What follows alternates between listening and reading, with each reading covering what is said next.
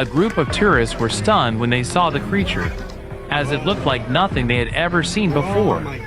Unbelievable animals discovered in Madagascar that are not from Earth. And we're starting off with the Europlatus fanatus. It's the satanic leaf-tailed gecko. I mean, come on. What name do you think's cooler? Not of this world. This gecko was spawned from the fiery pits of hell. Baddest gecko on the planet.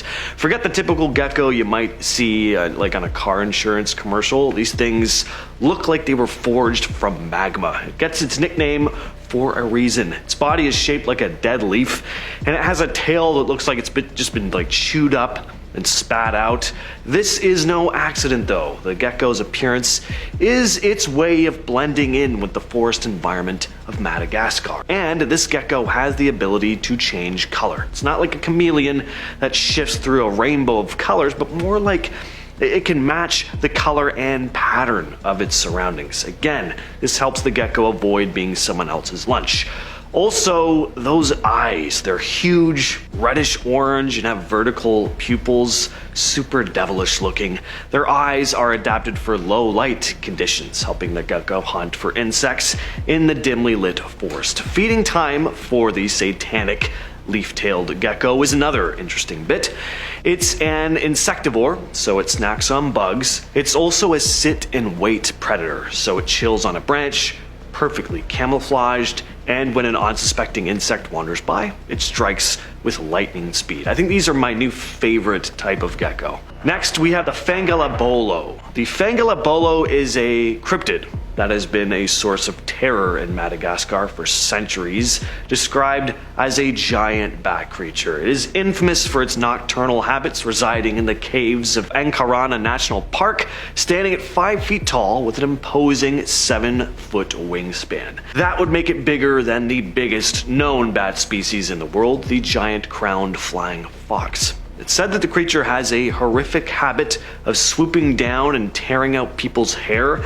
Luckily though, the beast only leaves the darkness of the caves at night. The Fangolabolo is also a nightmare for farmers. One of the other things this creature is notorious for is snatching away cattle. One tale goes that in the 1800s, two tribes engaged in this bitter dispute over missing livestock, and as the tribes were about to come to blows, the Fangolabolo swooped down from the night sky, snatching away a calf. The tribes each fled back home in complete terror, but at least the mystery was solved and their dispute was put to rest. There are still rare sightings of this supposed creature till this day. Next on the list, we have the Madagascar leaf-nosed snake. If there's any snake on this planet that looks like it's from the Star Trek universe, it's gotta be this one. The Madagascar leaf-nosed snake has a snout that looks like it's been flattened with a pancake flipper. It's incredibly bizarre looking. The snake is nocturnal though, and that flat snout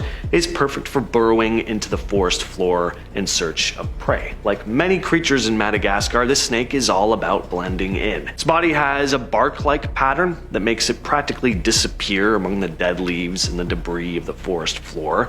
This makes it the perfect hunter. And speaking of hunter, the Madagascar leaf-nosed snake is carnivorous, eating lizards, frogs, and even some birds. They even go after chameleons. It's not an easy task hunting chameleons, but this snake uses its keen sense of smell to track them down, and with that flat snout, it can get right up close without the chameleon sensing any danger. Next up, we have eye-eyes. These things look like creatures you'd see on whatever planet the Greys come from, just very creepy and alien looking. Eye-eyes are some weird creatures. They're lemurs, but not the cute, fluffy ones you typically think of. These guys look like they've been pieced together from various different animals, and they're just really mangy looking. They have big eyes and bushy tails, which sounds cute, but their most distinctive feature is their freakishly long, thin fingers. Again, very alien looking.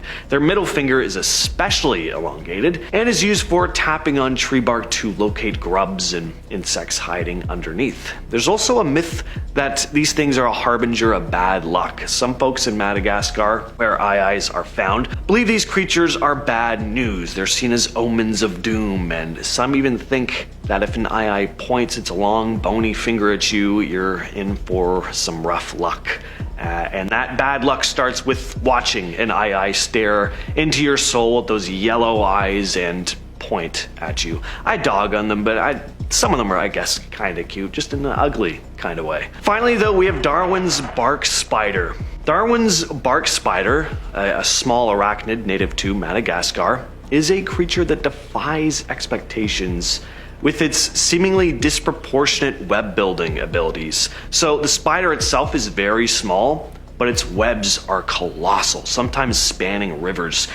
And they're sturdy. Like if you came across one without knowing anything about these spiders, you'd think Shelob was stalking through the forest. The silk they produce to construct their webs is very robust. In fact, it's even stronger than Kevlar. The females, which are significantly larger than the males, craft webs that can extend over rivers and other bodies of water, measuring up to sometimes 80 feet across. This adaptation is a strategic move to catch larger prey, such as insects flying over the water. The sturdiness of these webs is crucial for the survival of the species. The strength of their webs allows them to capture not only small insects, but also larger prey, and webs are often found with upwards of 30 prey insects entangled within them.